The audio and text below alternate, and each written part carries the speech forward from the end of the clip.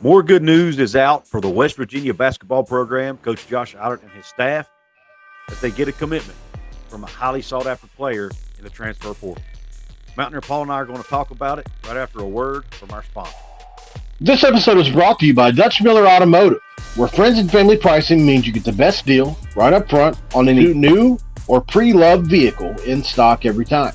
With brands like Chevrolet, Chrysler, Dodge, Jeep, Ram, Kia, Hyundai, Ford, GMC, Buick, and Subaru, the Dutch Miller Automotive family is always growing and ready to put you in the car or truck you've been searching for. Check out our inventory across West Virginia at DutchMillerAuto.com or come in today to the home of friends and family pricing, only at a Dutch Miller Automotive store near you.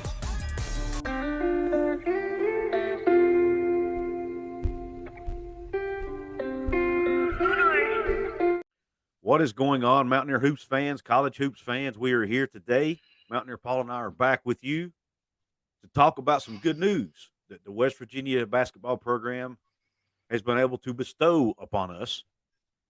Late last night, while Paul and I were ill prepared to do a video at the time, is the commitment of Georgetown transfer Akok Akok, who entered the transfer portal back, 2 days ago, Paul? And we're recording this on August the 12th. I think he was in the portal for maybe 24 hours, if not less, before he decided to commit to the Mountaineers. But this is a big addition for us, guys. And first thing I'm going to do is pull up an article here from our good friend Ethan Bach over at WVU Sports Now. I'll share that with you, and then I'll get Paul's thoughts on this. But it says, breaking Georgetown transfer, Akok Akok commits to West Virginia. Georgetown transfer forward Akok Akok has committed to West Virginia as first reported by Joe Tipton of On3 Sports. Akok, who's 6'10", entered the transfer portal for the second time during his collegiate career on Friday. He enters this time as a grad transfer, so he will not need a waiver. That's good news for us because we know how our luck's been with waivers. Akok averaged 6.5 points, 6.2 rebounds, and 2 blocks over 31 games for the Hoyas.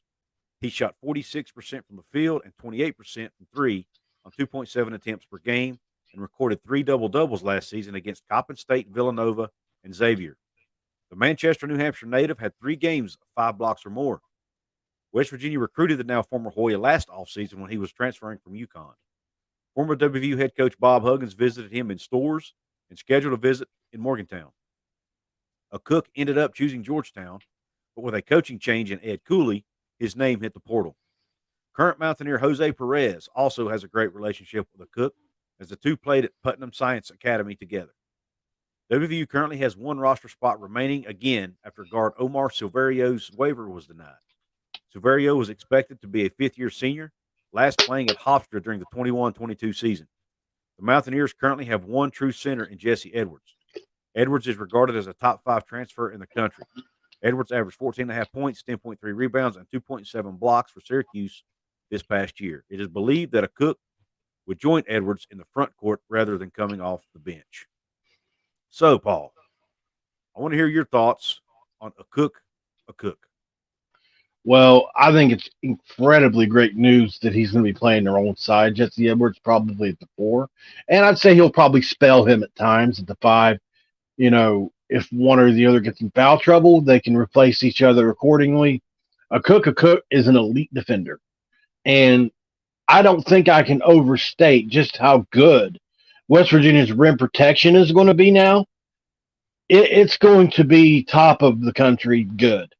Jesse Edwards and Akok Akok are both elite shot blockers, capable of being Defensive Player of the Year in the conference, either one, if they start. And Akok Akok is a guy who really hasn't met his full potential yet. He's always been a little bit more on the raw side, and he's had a lot of time to mature. And while he doesn't shoot a lot of threes, he's capable. He's certainly no Trey Mitchell when it comes to shooting from the outside, but he can hit those and make people respect him. And, he can score in a variety of ways. He's really good on the break, and he really runs the floor well. He's such a good athlete that he usually outruns guys the same size or bigger than him. And so he beats people to the rim, and he's kind of like a Gabe Osaboyan And that's how kind of how I look at this. He's sort of like a 6'10", 6'11" Gabe Osaboyan. He's just one of those kind of guys that's going to be dirty. He's going to mix it up. He's going to really jump and fight for things. And he's got the ability to score more than 6 a game. I think he will at West Virginia. I think he's going to do a little bit better than that. I think it's going to be between 8, maybe 9, possibly get to double figures. And I think he's going to be involved in pick and rolls, pick and pops with Kerr Kriisa, with Raekwon Battle, with others. That's where he really is good at, especially running to the rim and getting those dunks right off the pick and roll. So I think he's going to play an integral role in this team. And I think you can put him on whoever the best player is week in, week out, and spell Jesse Edwards, who we really need to be better at the offensive end, collecting offensive rebounds, cleaning up garbage, things like that. So this is really going to free up Jesse Edwards not to have to guard maybe the best big week after week or the best whoever. Agreed. And I think, I'll be honest with you, you and I have been saying on this show for weeks, they need another big. They need another big. We need more bigs. They finally got it in Akok Akok, man. I'm excited about this addition. I've been excited about all the additions, but this one I'm really excited about because this was such a position of need for this team. And I've seen him play in person. I was actually at that UConn game, and when they played in Morgantown. And then I've seen his highlight tapes as well. And you talked about Trey Mitchell. Yes, he's not going to shoot it like Trey Mitchell, but his defense is going to be better than Trey Mitchell. The rim protection he's going to provide, and yes, he's not an elite shooter, but I don't think we need him to be. That's not. Right. I mean, this team, we already have some good shooters on this team with Seth Wilson, Jose Perez can shoot it.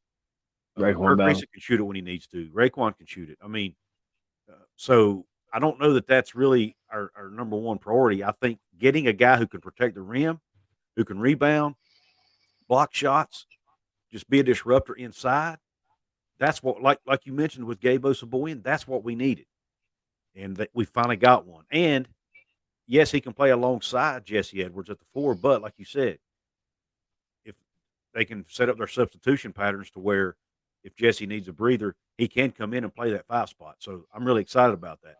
And one thing I want to address is I've seen some chatter on social media about Georgetown fans, calling us poachers. I want to address that for a second. You read in that article, he and Jose Perez are really close friends. There are pictures all over the internet of those two guys sitting together on a bench in high school. And there is to my knowledge, there's nothing in the rules that says a player can't talk to his friends. Is that against the rules, Paul? Not that I'm aware of. No, man. Players link back up now because of this transfer portal thing. It's happening all over America. We saw it last year with Emmett Matthews and Eric Stevenson. Yes. Why didn't anybody scream tampering last year when he came back to West Virginia and Eric Stevenson came to West Virginia? Did Emmett Matthews tamper and get Eric Stevenson here? Is that how it is? No. This is more of a new age type thing that I think people are salty that Akok Akok left Georgetown. And they're just throwing this tampering thing out there. They're throwing it out there. And I think a lot of it has to do too, and I'm guilty of it. I will take full responsibility. I have done this too. I think this leaked out on message boards that he was interested in West Virginia a couple months ago. Mm-hmm. And so since we knew it so far ahead of time, before it happened, it looks worse than it really is. Unfortunately, somebody that probably shouldn't have leaked it out onto a message board, whether that be media person, whether that be a donor, somebody that's in the know, that probably should have kept that to themselves a little bit longer. Another thing I know is that this was in the making for a long time. Georgetown made it extremely hard on Akok Akok to leave. They literally made him stay to the last possible moment that he could before they would give him his transfer. They made him dot every I, they made him cross every T, and really made it hard on him. So I'm sure he's glad to be out of there. And Georgetown really showed their true colors by how they treated Akok Akok on the way out the door, in my opinion. Yeah. Yeah, it's a shame, man. it's no different. I've heard some people compare what's going on in college sports now to what happens with the NBA. I mean, the most popular case of that was when LeBron James went through Miami, right? He took his talents to South Beach. Yep. What a crock. But anyways, uh, he and Dwayne Wade were really good friends, and they got together, decided to form this quote unquote super team with Chris Bosh, and college players are doing the same thing, guys. And yeah, coaches can't reach out to players before they enter the portal, but that doesn't mean their friends can't reach out to them that are on other teams. And it's happening. It's happening all over the country. Do I like it? Not necessarily. But, there are times our teams benefit from it. And I'm like you. I will admit this. I'm guilty. I have accused players that leave West Virginia of being tampered with when I probably shouldn't have. I did it with Akeem Mesidor. I've done it with – and I think he was tampered with, but I don't have proof of that, so I shouldn't get on here and make accusations. But as fans, we're passionate, and we get butthurt when our players leave us, So I'm guilty of doing the same thing. But I do want to bring it to light that in this case, I think his relationship with Jose Perez was a major factor in him making this decision to come to West Virginia. And one thing to kind of segue into our next topic, is there anything else you want to say on this before we move on to the next topic? No, not really. I will add Quinn Slavinsky to the list of players that can also shoot.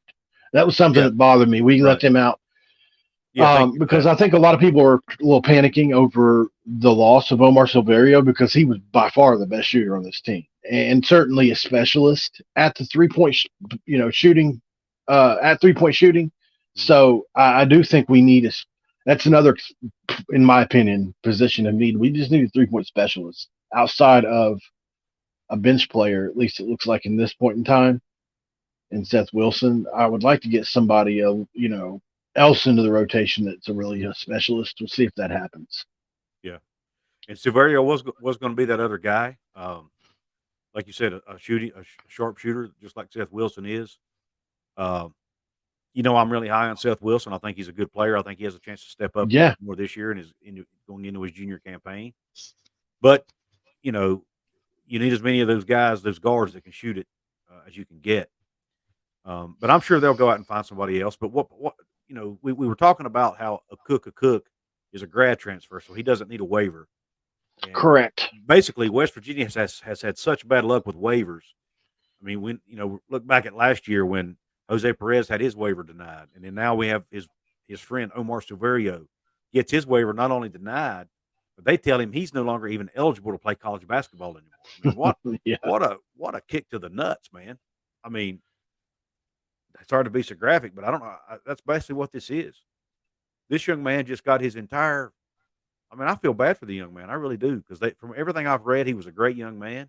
He was trying to do things the right way, and he just has his future ripped out from underneath him. Now, I don't know the whole story behind this waiver thing with Omar.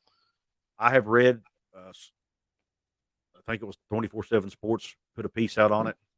I don't know if it was to the public or on the VIP board, but nonetheless, they put a piece out on it that basically said that based on NCAA rules, he shouldn't have been eligible. But unfortunately, it looks bad because the NCAA there for about 2 years was basically granting everybody waivers, giving them out like candy. Yeah, like candy. And then all of a sudden, 2 West Virginia guys try to get a waiver, and they get denied, So it really, that's why the fan base is so now we're cracking down. Aggravated about it. It's like, okay, are you hating on West Virginia or what's going on here? So, yeah, technically he probably shouldn't have been eligible. But I don't know, man. It still doesn't sit well with me, Well, this is a decision that come on, man. There has to be a way to expedite this process, right? They knew he was denied last year. You can't tell me they didn't have an idea or which way they were leaning. What information changed? Tell me what changed from last year to this year that would make them say yes or no to this if it was always going to be no. And why can't they tell this man a year ahead of time? Yep. Instead of making him sit for an entire year get the fan base's hopes up. The coaching staff did not bring in players because he was on the freaking roster, and so in my opinion, this is the NCAA just waiting until what? And I mean, it's just really aggravating for me because I feel like you held up this time. There's nothing more valuable than time in this world. And you held up this kid for an entire year. He could have been making money overseas. Yep. He could have been playing ball overseas. Yep. He could have got his career card started somewhere else. He maybe could have played in the G League. There's so many other options for Silverio out there. And unfortunately, he got to experience none of those for an entire year. He got to sit at a school with great, I'm sure he learned some stuff and got his body worked on and probably got to heal up with anything nagging. But unfortunately, he didn't progress his career any. Yeah. And that's really, to me, the saddest part of all this. While we lost a good player, I just think that, for Omar, somebody who's so loyal and such a good character kid, that he did not deserve that. You could have told him last year.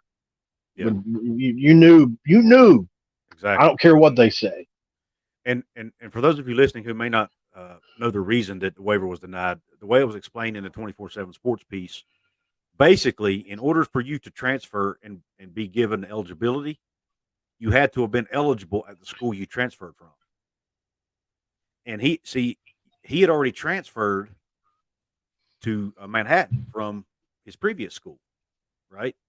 Well, he was never actually granted eligibility at Manhattan before the coach left, so he decided to leave as well. So he would have had to have stuck around for a year at Manhattan, basically, to wait on his eligibility there, because the NCAA would have waited 9, 10, 11, 12 months to give it to him. He'd had to sit through the entire season at Manhattan to wait for an answer. And then had he gotten his eligibility, then he probably wouldn't have been able. I don't know, man. It seems like the whole deck was stacked against him from the beginning. Yeah, for sure. Now I understand the NCAA with the new leader and stuff. They're trying to crack down on rules, and I get that, and it probably should be that way. But just be consistent. Show some consistency in who you give waivers to, who you grant eligibility to, and who you don't. That's all we as fans want, man.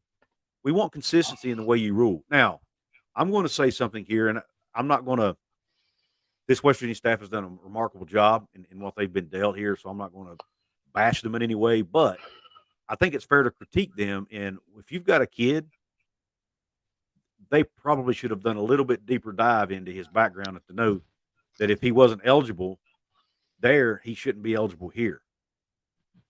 They should have known that, in my opinion, before they signed him and put him on the roster. According to everything I've been told from sources, they felt like they had a really good plan. I think maybe they were, you do the best you can, I guess. Yeah, I get it. I mean, and when you're around a kid every day, I'm sure there's a little form of denial that sets in. Like, you don't want to believe that he's not going to be a part of this team, especially when he's been here for a year, like Jose has, close to. Mm-hmm. You really get close to somebody, and you probably want to do the best you can for the kid too. Look, hey, we're going to do the best we can for you here. And so maybe they held that roster spot down. But from what I understand, they have been recruiting kind of like Omar and Raekwon's battles will be denied. They have backup plans. That's, I've seen that from people in the know. So I do know they've been recruiting with that in mind, but I think they really believe, from what I understand, they really believe that Raekwon is going to get accepted because it's a different kind of waiver than Omar's is. And unfortunately not able to go into detail about Raekwon's waiver. So neither would 24/7 Sports wouldn't either. They said it wasn't their story to tell, but it is a different situation, totally different scenario. And yes, so fingers crossed that Raekwon Battles gets approved. But right now, I just want to send shout outs to Omar Silverio. I'm sure the young man will land on his feet, whatever he does. I'm sure he'll be able to go. I'm sure he'll be able to go overseas and play some ball. He'll still get paid to play ball, which is most people don't get a chance to do. So I wish him nothing but the best. I thank him for being a Mountaineer. the short time he was. I hate that we didn't get to see him, suit up and play, but such is life. And he will move on. West Virginia will move on. But we do want to thank him for his dedication and the time he put in while he's here or has been here. Agreed. So, with that being said, Paul, any last words you want to talk about before we close this baby out? I just want to say how proud I am of this coaching staff and really what they've done here with Akok Akok. Listen, guys, I don't. If you don't know, Akok Akok, don't let the 6 points per game fool you. This guy is known for defense, and if you could say he scores 20 points a game on defense, similar 15, 20 points a game on defense. Like if he were an offensive player, that's the kind of numbers he would have, but on defense. I hope that makes sense. He is a huge pickup for us guys. Just get really excited because I really do think this team is starting to come together. At least the pieces are. Hopefully they gel. Yep, agreed. Absolutely agree with you. Well, guys, before we get out of here, don't forget, please subscribe to the channel if you haven't yet. Paul and I are still on the climb here, trying to get to our 2,000 subscribers. That's our next goal, so help us get there. Also, don't forget to drop a comment below. Let us know what you think about both Akok Akok committing to West Virginia and about Omar Silverio and his waiver situation. And then lastly, guys, don't forget to hit the thumbs up button. If you like what we're doing here, if you like this episode, please hit the thumbs up button. And heck, if you thought it sucked, give us a thumbs down. We're okay with that too. And share it, guys. If you know anybody who loves West Virginia basketball, they need to be here watching, listening to us here at Hoops from the Hills. We are, to our knowledge, correct us if we're wrong, but to our knowledge, we are the only YouTube channel dedicated 100% to West Virginia Mountaineer basketball. So please, guys, go tell your friends and family about us if they love West Virginia basketball. We try to cover it here as in depth the best we can. And don't forget about our football channels too, guys. Mountaineer Paul Talks Football is Paul's channel. Go check that out. And then I'm over at Kuz's Corner. We both talk West Virginia, talk some Big 12, conference realignment. We cover it all. So that being said, guys, we really appreciate your support. We thank you for tuning in to another episode, and we're out.